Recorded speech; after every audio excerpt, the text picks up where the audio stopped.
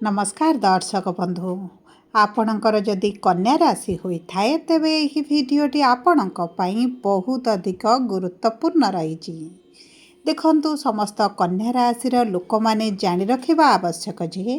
एही समाज हेउ आपणक परिवार हुंतु आपणक मित्र हुंतु बा आपणक जीवन साथी हुंतु समस्ते भावती जे आपणक सहित प्रेम भल पाइबा स्नेह श्रद्धा रखिले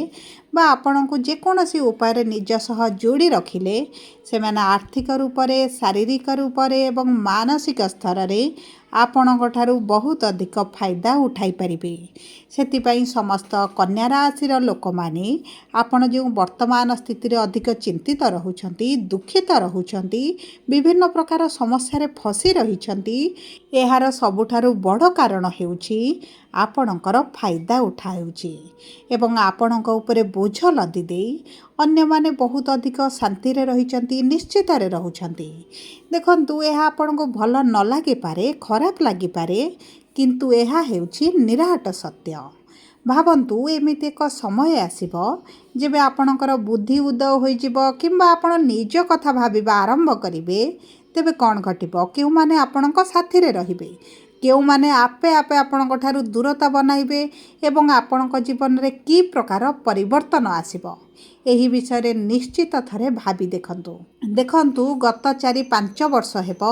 आपणकर धन हानि शरीर हानि मान हानि निजस्व संपत्तिर हानि एवं किछि ना किछि आपणकर अल्प बहुत किछि ना किछि आपणकर हानि घटिछि किछि निजस्व लोक आपणक ठारू दूरे जाइछंती एवं आपणक जीवन रे किछि एमिति घटना घटिछि जहाँ आपणको व्यस्त विव्रत मध्य करि देइछि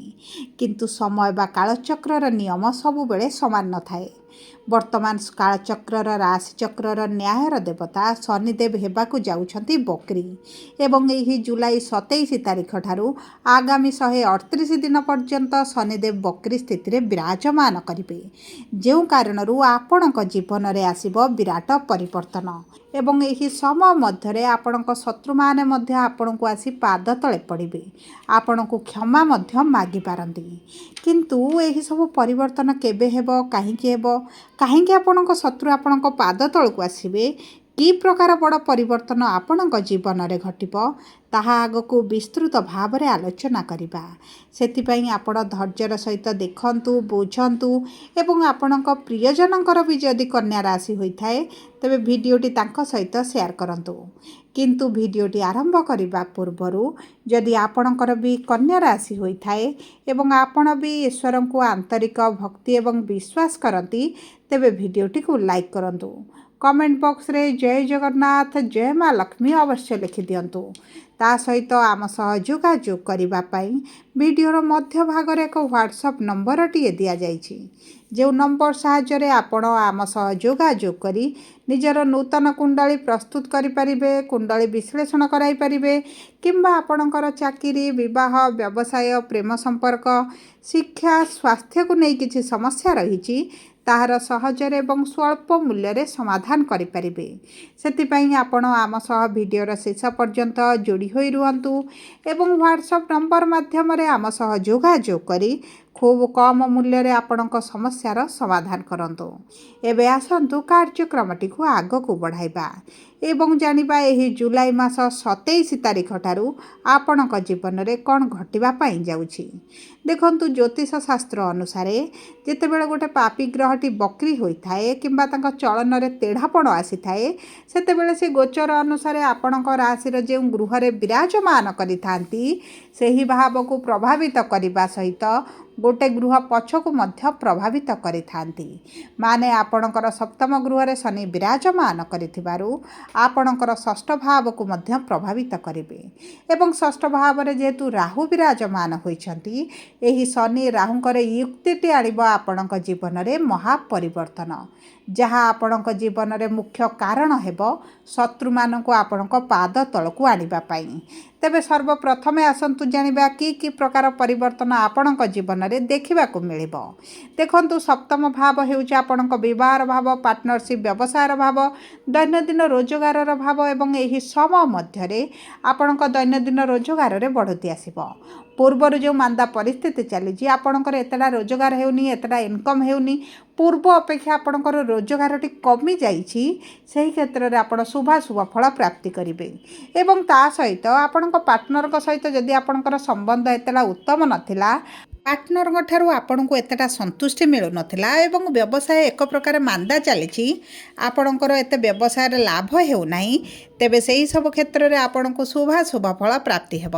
नूतन भाव में जदि पार्टनरशिप रे किछि कार्य आरंभ करने चाहूँगी तेबे देखंतु आपण को लाभ तो अति प्रबल मिलिबो किंतु परिश्रम आपण को आवश्यकता ठारू अधिक करने को पड़ पारे आपणकर निद्रारे कमी आसीबो आपणक शरीर में थकापण रहिबो मानसिक चिंता बढ़िबा सहित शारीरिक स्वास्थ्य मध्य किछि कांशरे हानि घटिबो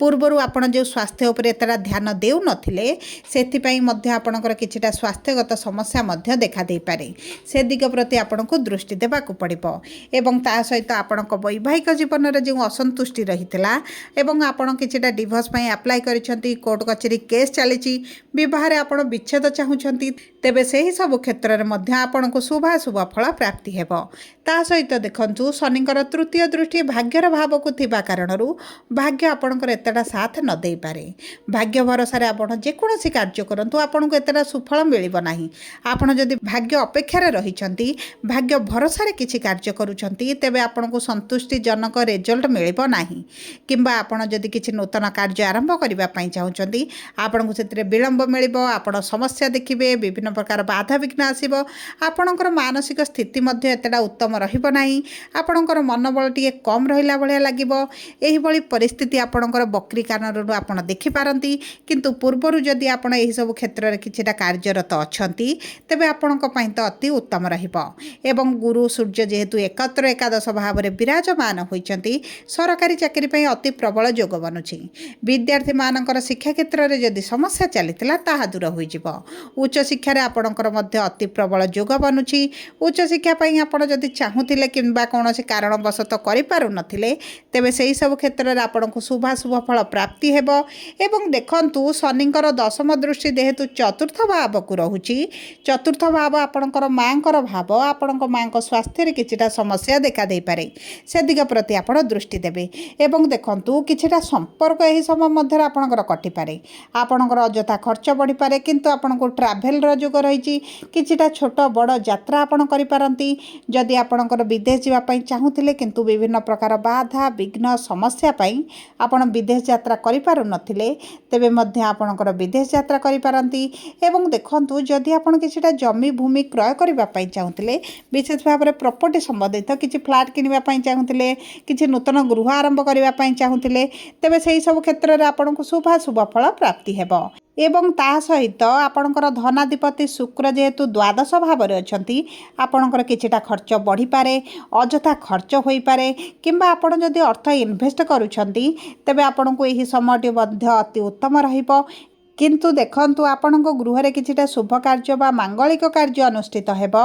जो कारणरू आपणकर किछिटा अर्थ खर्च होई जिवो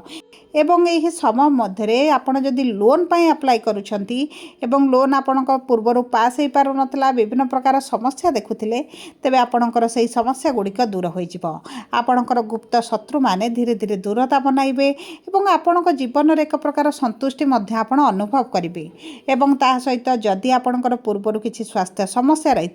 से प्रति किंतु आपको सचेतन रहा पड़ो खाद्य पानीय उपर बहुत अधिक ध्यान देवाक पड़ो पेटर किछिटा समस्या देखा दे पारे किंबा आपणकर मुंड व्यथा हेबा गला तंटी पाटी किछिटा समस्या देखा दे पारे से दिग प्रति आपको बहुत अधिक ध्यान देवाक पड़ो सबु पर अशुभत्व को दूर कर शुभाशुभ फल को वृद्धि करने आपण प्रत्येक दिन प्रातः समय सूर्य को जल अर्पण करंतु ओम नमः शिवाय मंत्रटी प्रतिदिन 108 थर पाठ करंतु किंबा प्रातः समय मिनिमम 21 थर पाठ करंतु महादेवंकर पूजार्चना करंतु प्रत्येक सोमवार दिन महादेवंक मंदिर रे 7टी बेलपत्र एवं जल अर्पण करंतु हनुमान चालीसा प्रतिदिन पाठ करंतु एवं चेष्टा करंतु पक्षी मानकु प्रत्येक दिन किछिटा खाद्य देबा पई आपनको अति उत्तम फल प्राप्ति हेबो सबु परे जदि आपणकर कन्या राशि होई थाए वीडियोटी किभଳି लागला कमेंट बॉक्स रे लिखि जणांतु जदि प्रथम थर आम चैनल को आसी चैनल टी को सब्सक्राइब करंतु पाखरे थिबा बेल आइकन को प्रेस करंतु धन्यवाद।